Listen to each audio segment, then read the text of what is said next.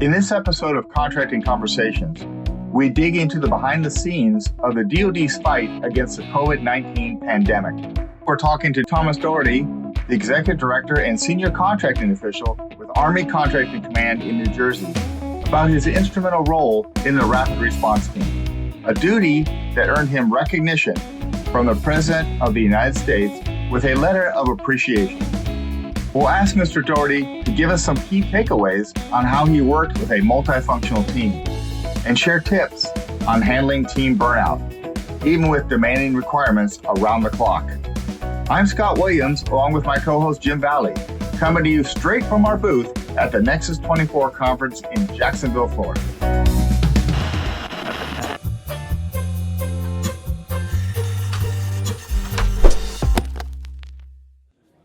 Welcome to Nexus 2024. We have the pleasure of speaking with Mr. Thomas Dougherty. He's from the Executive Director and Senior Contracting Official with Army Contracting Command in New Jersey, and he's here as a COVID response team. Looking forward to hearing what Mr. Dougherty has to say. And could you tell us a little bit about the team and some of the successes you guys achieved? Sure, absolutely. Well, first of all, it's my pleasure to be with you today. I really appreciate the opportunity to talk about the COVID response team. So the federal COVID response team truly was an all-of-government response. We started with the Department of Health and Human Services, where this truly kind of mission set lies within them, and then our DoD counterparts at JPO counter Burgundy, and then of course Department of the Army Contracting Command. Really integral in procuring not just vaccines and therapeutics, but the enablers, the needles and syringes, glass vials necessary to distribute vaccines throughout the nation. COVID test kits, right? Army Contracting Command purchased COVID test kits. The ones that you got in the mail were bought by Army Contracting Command New Jersey. Just the full gamut, and the team was just phenomenal in their response and the work that they did in helping the nation overcome the pandemic. So we're here at Nexus, and it's all about multifunctional teams. Yep. So you obviously had a big time multifunctional team, not just functionals, but also different services. Yes, so sir. how did you bring that all together? So we were, lucky in that we had a pre-established relationship, right? So JPO Burgundy and the Army Contracting Command, of course, we do their contracting. It's across the Army, from Aberdeen Proving Ground to ACC New Jersey. And then JPO Burgundy had a relationship with the Department of Health and Human Services. So that was part of the reason we were successful, was we already had these pre-established teams. We kind of had a familiarity with each other, that level of trust, right? For one of those first things they talk about in building a successful team is trust. So we already had that inherent trust. And just every single person that I dealt with, and this includes our industry counterparts, right? We had dedicated teams, not just from the Contracting Command, but from our industry counterparts who were just committed to the singular mission of overcoming the pandemic, right? And we had a high degree of trust and then communication. The flattening of communication and our ability to reach out and touch the very highest levels within Operation Warp Speed and get kind of answers to our questions within hours, if not minutes, right? As opposed to days and weeks that you would normally experience in a standard procurement, if you would. Yeah, you would have to in order, that flat organization is critical. Exactly right. So, yeah, absolutely. Great, thank you. Absolutely. Yeah. Yeah, in the spirit of teaming, how important was your relationship with your industry partners as you were going through this process? Yeah, so again, one of the things that was key with them was having that dedicated team, right? So for example, I'll just call out one company in particular, like Pfizer, right? Okay. So we're doing vaccine contracts with Pfizer, but we had the same team with Pfizer that we dealt with routinely. So they were a little bit new to maybe DoD contracting and some of the ways that we operated, some of our rule sets, right? So having that constant team for a couple of years kind of went through the flow with us. So we weren't constantly kind of teaching why we had to do things the way we do things, because we all know that government contracting, DoD contracting, Army contracting, a little bit different than how they normally operate. So having that team that was there with us. If we had an 11 o'clock phone call, PM, they were there, right? If we needed to have a conversation on a Sunday, they were there, right? So I think that was critical in our ability to quickly get contract solutions in place, was that they had a team that was as equally dedicated to the mission as we were. So industry is critical on that team. I mean, they're Absolutely. not just they're not an enemy. They're right? not an enemy, right. Without the contractor, you're not getting Absolutely a vaccine. correct. Absolutely. So you've got to have that. So again, I don't know if you quite answered the question, which is about all these different services. Yes. You know, all the military services, bringing them all together. I'm sure you worked with the CDC.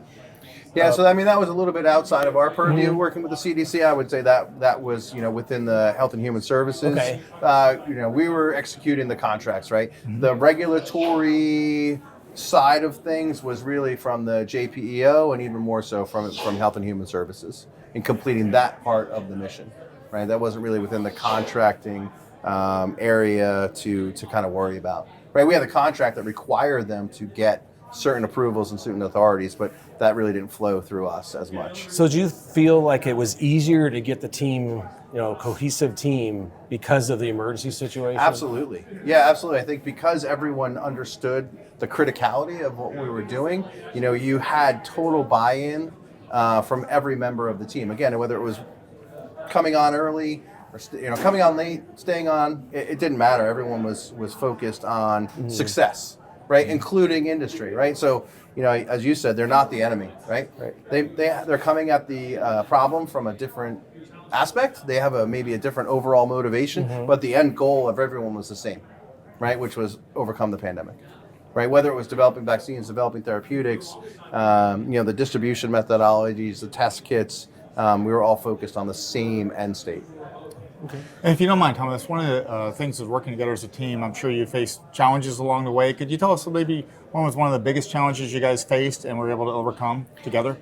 Yeah, so I think the one thing that I continue to see, even to this day, was burnout of the team, right? Because we did talk about how critical it was, and whether it was an early call or a late call or a weekend call, the team had to be there, and they understood that. But you can only rely on that for so long. Right? And as I said during the session this morning, our regular mission didn't go anywhere. Right? Nobody came and said, you don't have to worry about your regular contracting mission, your regular requirements, because we're just going to take care of the pandemic and procure for a COVID-19 response. It was still, do your day job, right? My day job was buying ammo and guns and weapons for the Army, and we still had to do that and support the COVID mission. So having that whole team not burn out and also execute the underlying Army mission remained a challenge, and it remains kind of to this day, because we shifted from one crisis, COVID, to another issue, right? The Ukraine support.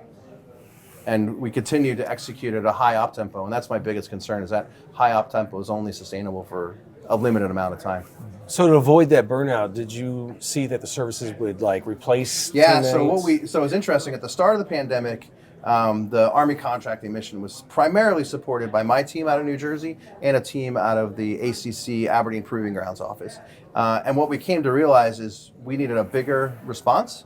And so we established what we called the Joint COVID Response Division, which pulled personnel from across the Army Contracting Command and assigned them to this virtual division, if you will, that supports the COVID response. So we could move people in and out of that team as we started to see that op tempo maybe was a little bit too high. We needed to get them back to their home office, right, to their home base, and replace them on the team with other contracting professionals. All right, awesome. Thank you.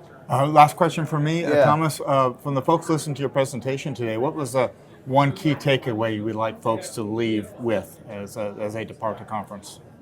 So I think it's important to remember that, that flat organization, that communication. Obviously, you can't do it for everything, right? It just doesn't work that way. But if you recognize that, you're in a critical mission, in a critical phase, and you need to have that rapid response, that rapid answer, that the team needs to be available. So level communication or flattened communications that, short-term, immediate responses are critical to success. Great, thank you. Absolutely, All right, my pleasure. fantastic. So before we finish up the podcast, is there anything else you want to add that we didn't ask you? I go back to it's all about the team, right? And as a senior contracting official, as a leader in the organization, and I know I speak for my fellow leaders to say, as as involved as we were, as busy as we were, our teams really are the heroes, if you will, of what was done, of what was accomplished. And it was their dedication and their willingness to go above and beyond, without question, without hesitation. During the breakout session, one of the panel members mentioned there was no no. There was no no. Every single person on the team was willing to do what it needed to be done to reach success. And I can't speak highly enough about every member, not just from Army Contracting Command, but from the JPOC Burnaby, the BARDA, HHS, everyone who was assigned to the team was just an absolute superstar. Fantastic. And the purpose of bringing you guys here is hopefully we can spread what you learned from this exercise to other teams to be successful also. Absolutely. So thank you so much. No, my pleasure. I appreciate it. Thank you so much for the time. Thank you. All right. So for those out there watching this podcast, please, if you like this podcast, press the like button and join us at DAU Media or YouTube if it happens to be on YouTube or Apple Podcasts. Thank you very much.